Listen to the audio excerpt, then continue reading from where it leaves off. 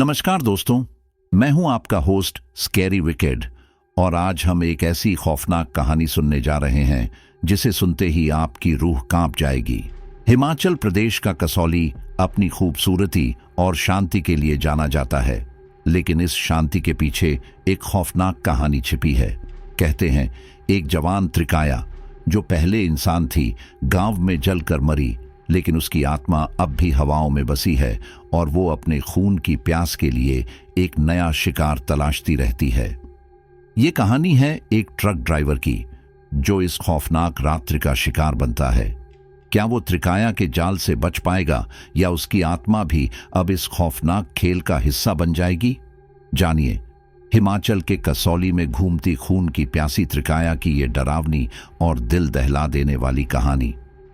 कसौली की पहाड़ियों में रात का सन्नाटा अक्सर डरावना नहीं बल्कि सुकून भरा लगता है, लेकिन हर सन्नाटे में सुकून नहीं होता। कुछ सन्नाटे चीखें छुपाए होते हैं। मैं हर बार इस रास्ते से निकलता हूं, पर उस रात कुछ अलग था। मैं हूं राजू, एक ट्रक ड्राइवर। 20 साल से गाड़ियां चला रहा हूं, पहाड़ों के रास्तों से लेकर शहर की भीड़ तक। उस रात मैं चंडीगढ़ से कसौली की ओर एक मेडिकल सप्लाई लेकर जा रहा था। रात के करीब 1 बजे थे। चारों तरफ घना कोहरा और पहाड़ों पर अजीब सा सन्नाटा फैला था। मैंने ट्रक की हेडलाइट्स तेज की और धीमी स्पीड में चलने लगा। जैसे ही मैं घनेरा मोड़ पर पहुंचा, मेरे सामने अचानक एक औरत खड़ी दिखी। लंबे खुले बाल, सफेद सूट जो कीचड़ से सना था और उसकी आंखें जैसे लहू में डूबी हों। मैं ब्रेक नहीं मार पाया। गाड़ी उसके आर पार हो गई, मगर कोई टक्कर नहीं लगी। एक पल के लिए लगा शायद मेरा वहम था, लेकिन जब रियर मिरर में देखा, वो औरत ट्रक के पीछे दौड़ रही थी। मैंने डर के मारे गियर बदलते हुए ट्रक की स्पीड बढ़ा दी। करीब 5 किलोमीटर आगे जाकर जब मैंने पीछे देखा तो कुछ नहीं था, फिर भी दिल जोर जोर से धड़क रहा था। मैंने सोच लिया कि अब गाड़ी एक ढाबे पर रोककर पानी पी लूं। जैसे ही एक छोटा सा ढाबा दिखा, गाड़ी साइड में लगाई और नीचे उतरा। वहां एक बूढ़ा आदमी बैठा था, चूल्हे पर चाय बनाते हुए। मैंने पूछा, बाबा, इधर कोई औरत भटकती तो नहीं दिखी? बूढ़ा कांपते हाथों से चाय का कप थमाते हुए बोला, बेटा, तूने उसे देख लिया? किसे? त्रिकाया, वो खून की प्यासी डायन। कसौली की घाटियों में जवान मर्दों का खून पीने आती है। जो एक बार उसे देख ले, उसका बचना मुश्किल होता है। मेरे हाथ से चाय का कप छूट गया। दिल बैठने लगा। वो बोले, तू अब बच नहीं सकता बेटा, तू उसकी नजर में आ गया है। मैंने हंसने की कोशिश की। बाबा, वो तो कोई वहम रहा होगा। बूढ़ा सीरियस हो गया, बोला, वहम नहीं था। वो त्रिकाया अब तुझे ढूंढेगी और जब मिलेगी तुझे चैन से मरने भी नहीं देगी। मैंने चुपचाप ट्रक स्टार्ट किया और आगे बढ़ा, पर उस रात नींद, चैन सब वहीं ढाबे पर छूट गया। रास्ते में जब भी आईने में देखता, लगता कोई बैठा है पीछे, और तब तक तो मुझे अंदाजा भी नहीं था कि असली खेल अभी शुरू हुआ था। ट्रक की हेडलाइट्स अब भी धुंध में मुश्किल से रास्ता दिखा रही थीं, मगर मेरा ध्यान अब सड़क पर कम और पीछे ज्यादा था। दिल के अंदर एक अजीब सी घबराहट थी, जैसे कोई मेरी हर हरकत पर नजर रख रहा हो। जब मैंने एक मोड़ काटा, ट्रक जैसे खुद ब खुद धीमा होने लगा। मैं चौंका। गियर सही थे, क्लच भी दबाया, पर ट्रक की स्पीड 40 से नीचे आ गई। इसी बीच एक ठंडी हवा का झोंका आया और ट्रक के केबिन का दरवाजा खट से खुल गया। मैंने झटके से साइड का दरवाजा बंद किया, पर उसी पल मुझे अपने कान के पास किसी के फुसफुसाने की आवाज सुनाई दी, राजू। मैंने झटके से गर्दन घुमाई। कोई नहीं था, मगर वो आवाज, वो नाम लेने का तरीका, जैसे कोई बरसों से मेरा इंतजार कर रहा हो। मेरी रूह कांप गई। मैंने तेजी से गियर बदला और ट्रक को और तेज भगाया। कुछ किलोमीटर और आगे जाने के बाद एक गहरी खाई के पास से गुजरते हुए मेरी नजर एक औरत पर पड़ी जो सड़क किनारे बैठी थी। उसका चेहरा झुका हुआ था और बाल उसके पूरे चेहरे पर बिखरे हुए थे। ट्रक की हेडलाइट्स उस पर पड़ी तो उसने धीरे से सिर उठाया। वही चेहरा, वही लाल आंखें जो मैंने पहले देखी थी। मैंने आंखें बंद कर ली और प्रार्थना की कि यह सपना हो। ट्रक जैसे किसी अदृश्य दीवार से टकराया हो। झटका लगा और ट्रक एकदम बंद हो गया। इंजन की आवाज चली गई। सब शांत। मैं हैरान था, गाड़ी क्यों बंद हुई। कांच के बाहर देखा तो वो औरत ट्रक के ठीक सामने खड़ी थी। उसकी आंखें अब जल रही थीं और उसके होंठ कुछ बड़बड़ा रहे थे। फिर उसने धीरे धीरे ट्रक की ओर चलना शुरू किया। मेरी सांसें अटकने लगीं। मैंने गाड़ी दोबारा स्टार्ट करने की कोशिश की, चाबी घुमाई, 1 2 3 बार। इंजन ने आवाज की मगर स्टार्ट नहीं हुई। अब वो ट्रक के बिल्कुल पास थी। तभी उसकी आंखों से एक अजीब सी नीली रोशनी निकली और ट्रक का शीशा अपने आप नीचे सरकने लगा। अब वो झुकी और खिड़की से अंदर झांकने लगी। मैंने आंखें बंद कर ली और तभी एक जोरदार थपकी दरवाजे पर पड़ी। तू भाग नहीं सकता राजू, उसके शब्द मेरे कानों में गूंजने लगे। मैंने जैसे तैसे दरवाजा खोला और ट्रक से कूद पड़ा। गिरते ही घुटना छिल गया, लेकिन मैंने पीछे मुड़कर नहीं देखा, बस भागता रहा, जंगल की ओर, अंधेरे में, एक अनजान रास्ते की तरफ। मैं नहीं जानता था मैं कहां जा रहा हूं, बस ये जानता था कि मुझे वहां से दूर जाना है, उस त्रिकाया डायन से जो अब मेरा नाम जानती थी और शायद मेरी मौत की तारीख भी तय कर चुकी थी। जंगल की वो रात कुछ और ही थी। हवा में अजीब सी नमी और हर पेड़ के पीछे जैसे कोई छुपा हो। मेरे पैरों में चुभते पत्थर अब महसूस भी नहीं हो रहे थे, बस दौड़ता जा रहा था। कहीं दूर से कोई सूखी डाली टूटी तो लगा जैसे कोई पीछे आ रहा हो। मैं एक झाड़ी के पीछे जाकर बैठ गया।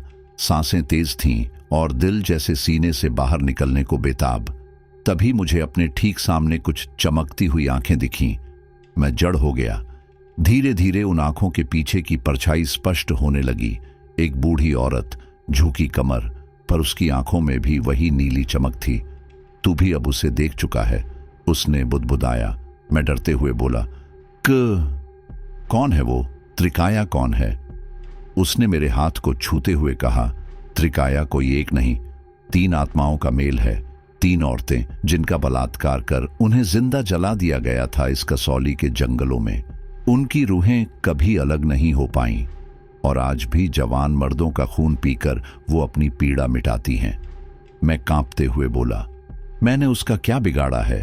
बूढ़ी बोली, उसकी नजर जिसे एक बार चुन ले वो उसके साथ बंध जाता है। जब तूने उसे पहली बार देखा तभी सब तय हो गया। अब सिर्फ एक ही रास्ता है, जिस जगह उसकी आत्माओं को जलाया गया था वहां जाकर उसकी राख को पवित्र करना। पर वहां जाना मौत को गले लगाने जैसा है बेटा। मैंने थूक निगलते हुए पूछा, कहाँ है वो जगह? वो औरत बोली, नीम घाटी, वो जगह जहां रात में कोई नहीं जाता। लेकिन आज अगर तू नहीं गया तो अगली सुबह नहीं देख पाएगा। मैंने तय कर लिया था, अब या तो मैं इस त्रिकाया से मुक्ति पाऊंगा या उसी की तरह अधूरी आत्मा बन जाऊंगा। मैं वापस सड़क की ओर भागा। ट्रक जहां बंद हुआ था वहां गया, वहां कुछ नहीं था। ट्रक, वो डायन, सब गायब थे, जैसे कुछ हुआ ही नहीं। पर सड़क पर खून की एक पतली सी लकीर दूर तक जाती दिखी। मैंने उसे फॉलो किया और वो लकीर धीरे धीरे मुझे उसी दिशा में ले गई, नीम घाटी की ओर। घाटी के पास पहुंचते ही सन्नाटा और ठंड अचानक बढ़ गई। हर तरफ पेड़ों से लटके कपड़े, जैसे किसी ने वहां बलि दी हो। हवा में कुछ बोलने की आवाजें, मगर कोई इंसान नहीं। मैंने जेब से वो माला निकाली जो ढाबे वाले बूढ़े ने दी थी और हाथ में कस के पकड़ ली। एक बड़ा सा पेड़ दिखा जिसके नीचे जले हुए 3 नारियल और राख की एक ढेरी थी। मैंने पास जाकर जैसे ही उस राख को छुआ, पूरी घाटी कांपने लगी। चारों ओर से एक साथ 3 औरतों की चीखें गूंज उठीं, तेरे खून से ही मिलेगा सुकून। और तभी वो सामने आई, त्रिकाया, उसकी 3 आंखें, 3 जुबानें और उसका शरीर जो 3 औरतों के शरीरों से मिलकर बना था, वो अब मेरे सामने थी और मैं मौत के सबसे पास। मैं एक पल के लिए भी हिल नहीं पाया। उसकी आंखें मेरी रूह में घुसती जा रही थीं। वो बोल नहीं रही थी, लेकिन उसकी हर चीख मेरे जहन में गूंज रही थी। तू नहीं बचेगा राजू, तेरे खून से ही हम मुकम्मल होंगे। मैंने कांपते हाथों से माला उठाई और राख पर फेंकी, जैसे कोई आखिरी उम्मीद हो। एक पल के लिए राख में से नीली आग उठी और त्रिकाया चीख उठी, ऐसी चीख जो किसी इंसान की नहीं थी। वो तीनों औरतों के चेहरे अब साफ दिखने लगे। एक का चेहरा जला, दूसरी की आंखें फूटी हुई और तीसरी की गर्दन आधी कटी हुई थी। मैंने आंखें बंद की और चिल्लाया, अगर तुम सच में इंसान थी, अगर तुम पर जुल्म हुआ था तो बदला लो, मगर मासूमों को मत मारो। एक पल के लिए सन्नाटा छा गया, हवा थम गई और फिर त्रिकाया की तीनों आंखों से आंसू बहने लगे, पर वो आंसू खून के थे। वो बोली, हम नहीं चाहते थे ऐसा बनना, हमें इंसानों ने मारा, जलाया, दफनाया भी नहीं, बस बदला चाहते थे। मैंने पूछा, तो अब क्या करूं मैं? त्रिकाया ने एक अंतिम सांस लेते हुए कहा, हमें मुक्ति चाहिए। हमारी राख को नदी में बहा दे और उस जगह को पवित्र कर दे जहां हमें जला दिया गया था। मैंने वो राख उठाई, उसे अपने कपड़े में बांधा और घाटी से नीचे भागा। रास्ता बहुत खतरनाक था, लेकिन अब डर से ज्यादा जिम्मेदारी थी। मैं जैसे तैसे नदी तक पहुंचा। वहां पहुंचकर राख को बहाते ही आसमान में बिजली गड़गड़ाई और उस नीले उजाले में मैंने देखा त्रिकाया की 3 आत्माएं हवा में घुल रही थीं, मुस्कुरा रही थीं। मगर तभी मेरे पीछे कुछ हिला। मैंने पलटकर देखा, ट्रक, वही ट्रक जो गायब था, वो अब मेरे पीछे खड़ा था और उस ट्रक के अंदर एक परछाई, लाल आंखों वाली। वो धीमे से बोली, हम तो मुक्त हो गई, मगर जिसने हमें जलाया उसका बदला अभी बाकी है और अब तू ही वो माध्यम बनेगा। मैं चौंक गया। क्या मतलब? मैंने पूछा, पर जवाब नहीं मिला। ट्रक के हेडलाइट्स अपने आप ऑन हो गईं और वो खुद ब खुद स्टार्ट हो गया। ड्राइविंग सीट पर अब कोई नहीं था, पर गियर खुद ब खुद बदले और ट्रक ने दरवाजे खोल दिए मेरे लिए। क्या अब मैं सिर्फ एक ट्रक ड्राइवर था या बदले की आग का एक जरिया बन चुका था? मैं उस ट्रक की तरफ देखता रहा। उसका इंजन अब भी बिना ड्राइवर के चल रहा था। मेरी सांसें थमी हुई थीं और शरीर जड़, पर ट्रक का दरवाजा धीरे धीरे मेरे सामने खुला, जैसे कोई अदृश्य ताकत मुझे उसमें बैठने को मजबूर कर रही हो। मैंने एक गहरी सांस ली और खुद को संभालते हुए ट्रक की सीट पर बैठ गया। स्टीयरिंग पर मेरे हाथ रखते ही अंदर की रोशनी नीली हो गई। फिर वही 3 आवाजें मेरे कानों में गूंजी, अब तू हमारा प्रतिनिधि है। जिस गांव ने हमें जला दिया उसे सज्जा मिलनी चाहिए। मैंने कांपते हुए कहा, मैं बदला लेने नहीं आया था, मैंने तो बस मुक्ति दिलाने की कोशिश की थी। पर त्रिकाया की आत्माओं ने मेरी बात को अनसुना कर दिया। एक नीला धुआं ट्रक में भरने लगा और मेरे हाथों ने स्टीयरिंग को कस के पकड़ लिया। मेरी आंखों के सामने अब वो जगह थी, कसौली के पास का छोटा सा गांव जहां से त्रिकाया की कहानी शुरू हुई थी। ट्रक खुद ब खुद उस ओर बढ़ने लगा। घुमावदार सड़कों पर जैसे किसी अदृश्य ताकत ने पहियों को थाम रखा हो। रास्ते में अजीब घटनाएं होने लगीं। एक पुलिया पार करते हुए मुझे सामने वही बूढ़ा ढाबे वाला दिखा, लेकिन इस बार उसकी आंखें लाल थीं। उसने बस इतना कहा, अब तू भी उसी दलदल में जा रहा है जहां से कोई नहीं लौटा। मैंने मुंह फेर लिया। अब रुकना मुमकिन नहीं था। गांव पहुंचते ही रात के 3:30 बजे थे। सन्नाटा था और चारों तरफ कुहासा। गांव के बीचों बीच एक पुराना कुआं था जिसमें त्रिकाया की एक आत्मा को कभी जबरन फेंका गया था। ट्रक उस कुएं के ठीक सामने जाकर रुक गया। मेरे कदम खुद ब खुद उस कुएं की ओर बढ़े, जैसे कोई मेरे शरीर को नियंत्रित कर रहा हो। मैंने नीचे झांका, अंदर घुप अंधेरा, लेकिन जैसे ही मैंने झुककर देखा, एक अधजली औरत की छाया पानी पर तैरती दिखी। वो मेरे सामने आई और बोली, तू अब खुद को छोड़, तुझसे वो बदला लिया जाएगा जो हम नहीं ले सके। अचानक मेरे शरीर में झटके से करंट दौड़ने लगा। मेरी आंखों के सामने वो मंजर आने लगे। 3 औरतें जिंदा जलाई जा रही थीं। लोग हंस रहे थे, कुछ तो नाच भी रहे थे। उस गांव की पंचायत, वही असली गुनहगार थे। अब मुझे सब समझ में आ गया। त्रिकाया मुझे गांव तक इसलिए लाई ताकि मैं उन गुनहगारों तक पहुंच सकूं। मैंने धीमे से पूछा, क्या मुझे अब मारना होगा उन्हें? एक गूंजती हुई आवाज आई, या तो तू इंसान रहेगा या न्याय बनेगा। मैंने आंखें बंद कर लीं। ट्रक का इंजन फिर स्टार्ट हुआ और वो अपने आप गांव के सरपंच के घर की ओर बढ़ चला, धीरे धीरे। पर अब मेरी आंखें लाल हो चुकी थीं, मेरी आवाज बदल रही थी और मैं सिर्फ राजू ट्रक ड्राइवर नहीं रहा, मैं अब त्रिकाया का प्रतिशोध था। सरपंच के घर के बाहर ट्रक जैसे ही रुका, उस घर की खिड़कियां अपने आप खुल गईं। अंदर हल्की रोशनी थी, लेकिन बाहर अंधेरा घना होता जा रहा था। मैं ट्रक से उतरा तो हवा का रुख बदल गया, जैसे किसी ने गांव को खबर दे दी हो कि त्रिकाया लौट आई है किसी और के शरीर में। मेरे कदम खुद ब खुद उस पुराने लकड़ी के दरवाजे की ओर बढ़े। जैसे ही मैंने दस्तक दी, दरवाजा चरमराता हुआ खुल गया। सामने वही बूढ़ा सरपंच बैठा था, जिसकी आंखों में अब भी वह दंभ और घमंड झलक रहा था। उसने मुझे देखा और घबराकर बोला, तू कौन है? इतनी रात को यहां क्या कर रहा है? मैंने कुछ नहीं कहा, बस एक तस्वीर उसकी दीवार पर देखी। वही पंचायत, वही 3 औरतें जमीन पर घसीटी जा रही थीं। मैं चिल्लाया, इन्हें पहचानता है? इनकी चीखें सुनी थी ना तूने? अब उनकी बारी नहीं, तेरी बारी है। सरपंच हड़बड़ाकर पीछे हटा, पर तभी कमरे की बत्तियां झपकने लगीं और नीली रोशनी चारों तरफ फैल गई। त्रिकाया की आत्माएं मेरे इर्द गिर्द घूमने लगीं। सरपंच की आंखें डर से फटी रह गईं। उसने चिल्लाया, नहीं, वो डायने थीं, हमने गांव की भलाई के लिए। मैंने चीखते हुए कहा, झूठ! वो तुम्हारे पाप छुपाने आई थीं। तुमने उन्हें औरत नहीं, शिकार समझा। अब मेरे हाथों से नीला धुआं निकल रहा था। सरपंच ने उठकर भागने की कोशिश की, लेकिन उसकी टांगें जवाब दे चुकी थीं। मैं धीरे धीरे उसके पास गया और उसके माथे पर हाथ रखा। जैसे ही स्पर्श हुआ, उसके शरीर से धुआं निकलने लगा, जैसे उसकी आत्मा जल रही हो। उसके मुंह से एक धीमी चीख निकली और वो कुर्सी पर ही धसक गया। मरने से पहले उसने सिर्फ इतना कहा, माफ कर दो त्रिकाया। लेकिन अब देर हो चुकी थी। उसके मरते ही पूरे गांव में कोहराम मच गया। घरों की बत्तियां बंद होने लगीं, लोग दरवाजे बंद कर रहे थे, लेकिन हवा में त्रिकाया की चीखें गूंज रही थीं, हम लौटी हैं हर गुनहगार का हिसाब लेने। उस रात मैं एक एक कर उन सब के घर गया जिन्होंने त्रिकाया के साथ जुल्म किए थे। कहीं नीले धुएं में जलकर कोई मरा, कहीं बिना छुए ही लोगों की आंखें फूट गईं, और फिर जैसे ही आखिरी गुनहगार मरा, एक अजीब सन्नाटा गांव पर छा गया।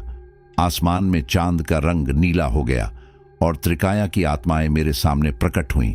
उनकी शक्लें अब विकृत नहीं थीं, वो अब वैसी दिख रही थीं जैसी शायद मौत से पहले थीं। खूबसूरत, शांत, लेकिन आंखों में थकी हुई रूह का बोझ।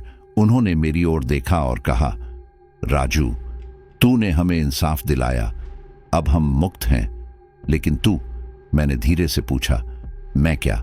उन्होंने कहा, अब तू हमारा माध्यम बन चुका है। अब जहां भी कोई स्त्री पीड़ा में होगी, वहां तू जाएगा, न्याय की आग बनकर। मैंने पीछे मुड़कर देखा। मेरा ट्रक अब वहां नहीं था, सिर्फ नीली रेखा हवा में तैर रही थी। और तब मुझे समझ आया, अब मेरी जिंदगी मेरी नहीं रही।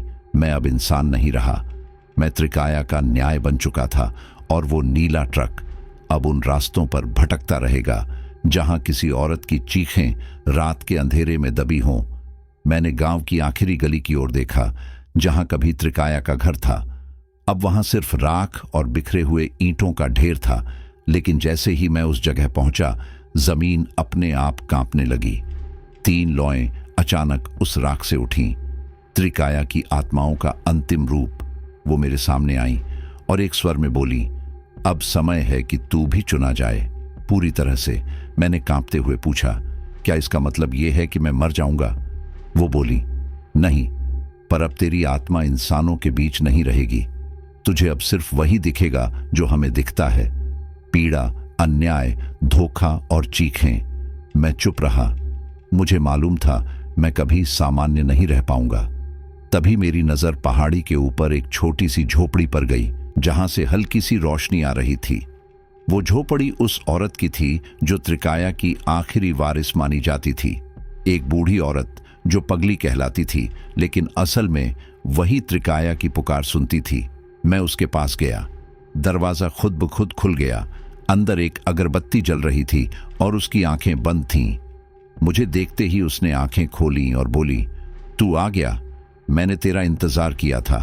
त्रिकाया को छोड़ना होगा, नहीं तो तू खुद को खो देगा। मैंने धीमे से कहा, पर वो मुझसे अब जुदा नहीं हो सकती। उसने मुझे एक लोटा जल दिया और कहा, इस जल को त्रिकाया के घर की राख पर छिड़क दे। अगर वो मुक्त होना चाहें तो हो जाएंगी, नहीं तो तू भी राख बन जाएगा। मैंने उस लोटे को थामा और बाहर आया। रात अब और घनी हो चली थी। नीला चांद ऊपर से मुझे घूर रहा था। जैसे ही मैंने राख पर जल छिड़का, एक दर्दनाक चीख हवा में फैल गई। पूरा कसौली हिल उठा और फिर अचानक सब शांत। त्रिकाया की आत्माएं हवा में बिखर गईं। उनके चेहरों पर सुकून था। मेरे ट्रक की चाबी हवा में तैरती हुई मेरे हाथ में आई और फिर वो नीली रेखा जो हमेशा मेरे इर्द गिर्द थी, वो मिट गई। मैं जमीन पर बैठ गया। आंखों से आंसू बहने लगे। क्या ये अंत था? क्या त्रिकाया को मुक्ति मिल गई, या उन्होंने मुझे अकेला छोड़ दिया किसी और दिन लौटने के लिए? मैं उठा और वापस उस ट्रक तक गया जो अब भी वहीं खड़ा था, चुप, शांत, पर अब नीला नहीं, बस एक पुराना ट्रक जैसे पहले था। मैंने इंजन स्टार्ट किया और कसौली से बाहर निकल पड़ा, लेकिन जैसे ही ट्रक ने मोड़ काटा, मेरे रियर व्यू मिरर में 3 परछाइयां दिखीं। त्रिकाया की मुस्कुराती हुई, जैसे कह रही हों, हम दूर नहीं, बस नजरों से ओझल हैं। और जैसे ही ट्रक ने कसौली की आखिरी घाटी पार की, पीछे से एक जानी पहचानी सिसकी फिर से गूंज उठी। क्या त्रिकाया वाकई मुक्त हो चुकी है, या ये बस एक शुरुआत थी? जानने के लिए तैयार हो जाइए पार्ट 2 के लिए, जिसमें राजू का सामना होगा उससे भी खतरनाक रहस्यों से। और तब तक के लिए सब्सक्राइब कीजिए स्कैरी विकेड, क्योंकि यहां डर सिर्फ कहानी नहीं, एहसास बन जाता है।